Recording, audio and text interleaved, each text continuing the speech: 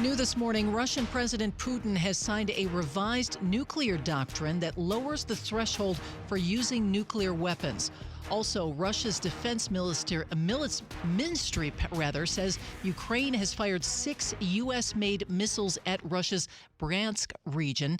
Joining us live on Skype to talk about this, our national security correspondent, J.J. Green. J.J., good morning. What are these changes, first of all, to Russia's nuclear attack protocols? Yeah, good morning, Michelle and John. And you mentioned those missiles launched at Russia this morning. Those were the ATACMS that the U.S. gave them permission to use long range yesterday. And what we've heard from the Russians is that they have hit a military facility, not much more available. But this updated doctrine that Vladimir Putin has signed states that an attack against Russia by a non-nuclear power with the participation of a nuclear power is going to be seen to them as a joint attack on Russia. And this adds as well that Russia could use nuclear weapons in response to a nuclear strike or a conventional attack, posing a critical threat to what they call their sovereignty and territorial integrity. John and Michelle? Yeah, JJ, we've heard nuclear threats coming out of Russia in the past. Is this just another one of those, or does something make this different? Well, this particular doctrine and announcement today is a revised version of a document that Putin signed in September.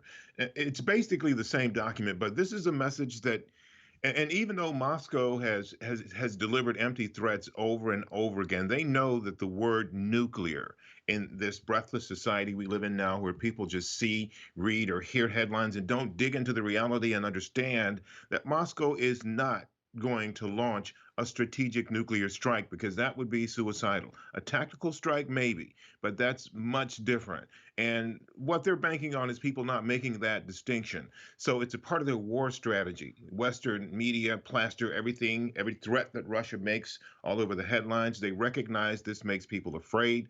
So what Moscow is doing is daring the U.S. and NATO to continue supporting Ukraine.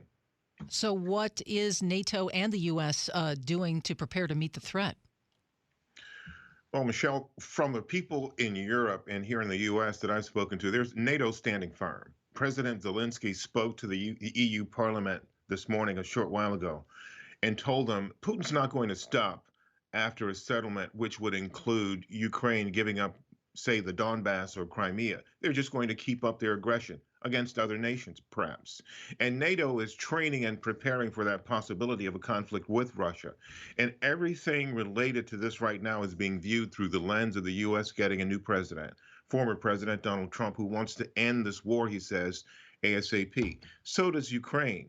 But if it ends without some fundamental change, signed document or declaration from Moscow saying they'll never do this again, this is not going to change NATO's position and its efforts at all to continue providing and posing a serious deterrence to Russia. So it's not going to change what they're doing. Based on what he's doing today is not going to change what NATO's plans are and how they do what they do. All right. Thanks as always, JJ.